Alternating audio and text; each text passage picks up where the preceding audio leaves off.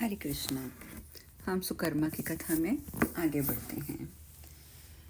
पिप्पल ने पूछा, ब्राह्मण, नदी के तीर पर जो सारस मिला था, जिसने मुझे ये कहकर आपके पास भेजा कि वे सब ज्ञान बता सकते हैं, वह कौन था? सुकर्मा ने कहा, विप्रवर, सरिता के तट पर जिन्होंने सारस के रूप में आपसे बात की थी, वे साक्षात महात्मा ब्रह्मा जी थे। यह सुनकर पिप्पल ने कहा, ब्राह्मण, मैंने सुना है सारा जगत आपके अधीन है। इस बात को देखने के लिए मेरे मन में उत्कंठा हो रही है। आप यत्न करके मुझे अपनी शक्ति दिखाइए। तब सुकर्मा ने पिप्पल को विश्वास दिलाने के लिए देवताओं का स्मरण किया। उसके आवाहन करने पर संपूर्ण देवता वहां आए और सुकर्मा से इस प्रकार बोले, ब्राह्मण, तुमने किस लिए हमें याद किया है? कारण बताओ। सुकर्मा ने कहा, देवगण, विद्याधर पीपल आज मेरे अतिथि हुए हैं।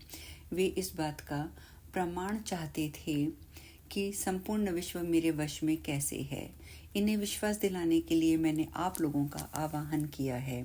अब आप अपने अपने स्थान को पधारें। आपका बहुत बहुत धन्यवाद है। तब देवताओं ने कहा, ब्राह्मण, हमारा दर्शन निष्फल नहीं होता। तुम्हारा कल्याण हो। तुम्हारे मन को जो रुचिकर प्रतीत हो वही वरदान हमसे मांग लो। तब द्विजश्रेष्ठ सुकर्मा ने देवताओं को भक्ति पूर्वक प्रणाम करके वरदान मांगा। देवेश्वरों, माता पिता के चरणों में मेरी उत्तम भक्ति सदा सुस्थिर रहे तथा मेरे माता पिता भगवान विष्णु के धाम में पधारें।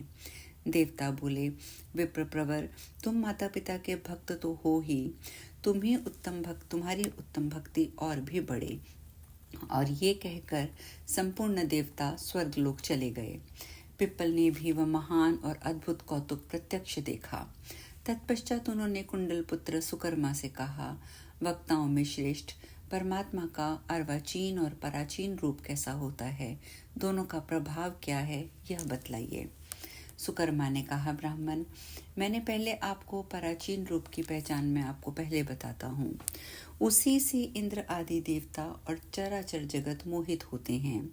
ये जो जगत के स्वामी परमात्मा हैं, ये सब में मौजूद और सर्वव्यापक हैं। उनके रूप को किसी योगी ने भी नहीं देखा है। श्रुति भी कहती है कि उनका वर्णन नहीं किया जा सकता। उनके न हाथ हैं, न पैर है, न नाक है, न कान है, न मुख है। फिर भी वे तीनों लोकों के निवासियों के सारे कर्मों को देखा करते हैं। कान न होने पर भी सबकी कही हुई बातों को सुनते हैं। वे परम शांति प्रदान करने वाले हैं। हाथ न होने पर भी काम करते हैं। पैरों रहित होने पर भी सब और दौड़ते हैं। वे व्यापक, निर्मल, सिद्ध, सिद्धिदायक और सबके नायक हैं। आकाश स्वरूप और अनंत हैं। व्यास और मार्कंडेय उनके स्वरूप को जानते हैं। अब मैं भगवान के अर्वाचीन रूप का वर्णन करता हूँ। तुम एकाग्रचित होकर सुनो।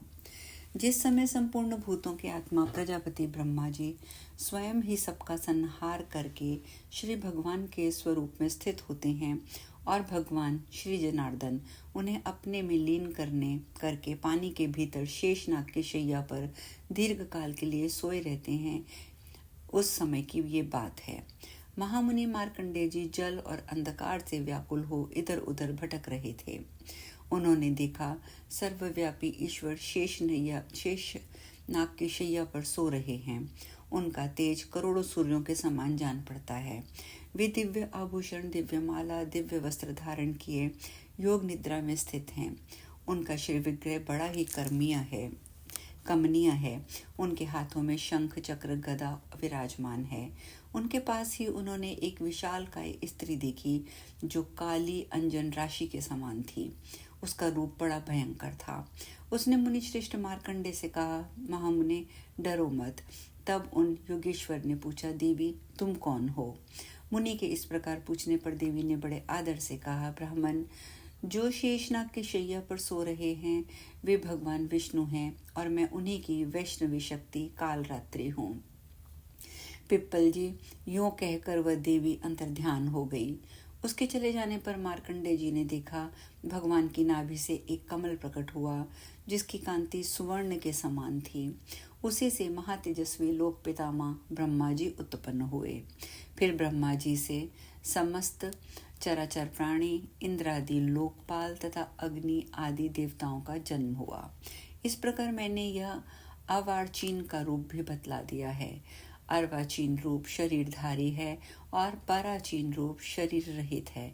अतः ब्रह्मा आदि संपूर्ण देवता अर्वाचीन हैं। ये लोक भी जो तीनों भुवनों में स्थित है अर्वाचीन ही माने जाते हैं। विद्याधर, मोक्ष रूप जो परम स्थान है, जिसे परम ब्रह्म कहते हैं, जो अव्यक्त अक्षर हंस स्वरूप शुद्ध सिद्ध पुरुष सिद्धि युक्त है, वह पराचीन है। इस प्रकार तुम्हारे सामने पराचीन का स्वरूप का भी वर्णन किया गया है। विद्याधर ने पूछा, सुव्रत, आप अर्वाचीन और पराचीन स्वरूप के विद्वान हैं। तीनों लोगों का उत्तम ज्ञान आप में वर्तमान है, फिर भी मैं आप में तपस्या की पराकाष्ठा नहीं देखता।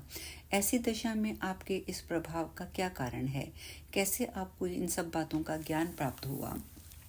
सुकर्मा ने कहा, ब्राह्मण, मैंने यजन, याजन, धर्मानुष्ठान, ज्ञानोपार्जन, तीर्थ सेवन कुछ भी नहीं किया।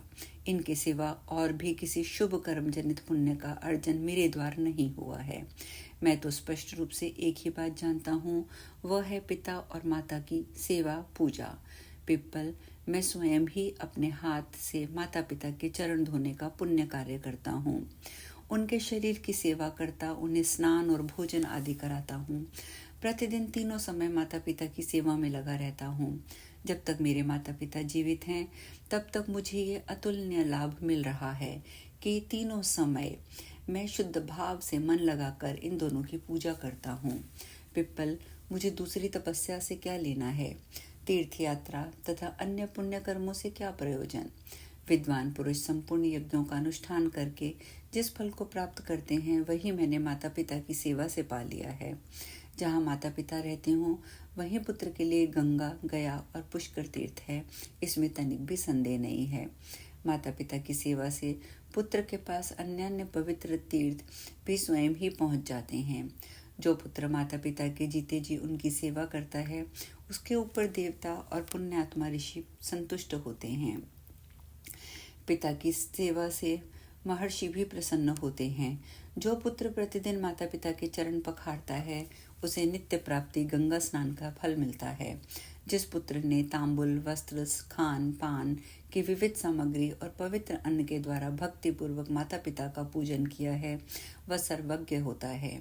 द्विश्रेष्ठ, माता पिता को स्नान कराते समय जब उनके शरीर से जल के छींटे उछटकर पुत्र के संपूर्ण अंगों पर पड़ते हैं, उस समय उसे संपूर्ण तीर्थों में स्नान करने का फल प्राप्त होता है। यदि पिता पतित, भूख से व्याकुल, वृद्ध, सब कर कार्यों में असमर्थ, रोगी और कोढ़ी हो गए हों और माता की भी वही अवस्था हो, उस समय भी जो अपने माता पिता की सेवा करता है, वही पुत्र उत्तम पुत्र भी कहलाता है। उस पर निसंदेह भगवान श्री विष्णु भी प्रसन्न होते हैं। वह योगियों के लिए भी दुर्लभ भगवान श्री विष्णु के धाम को प्राप्त होता है।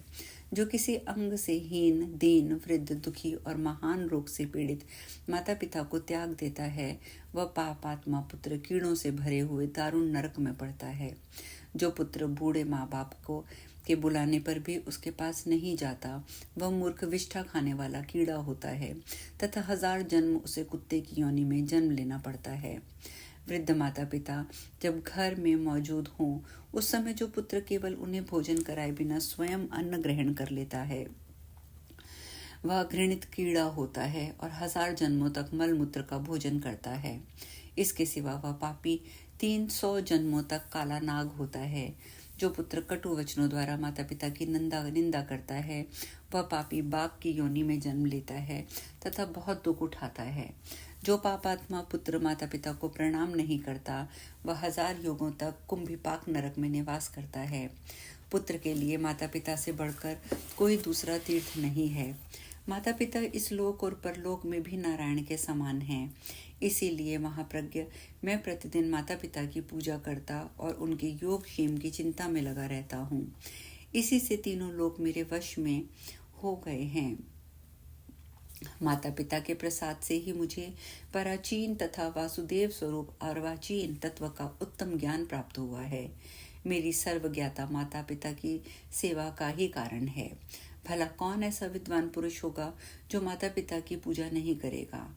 ब्राह्मण श्रुति अर्थात उपनिषद और शास्त्रों सहित संपूर्ण वेदों के संगोपाक अध्ययन से ही क्या लाभ हुआ यदि उसने माता पिता का पूजन नहीं किया।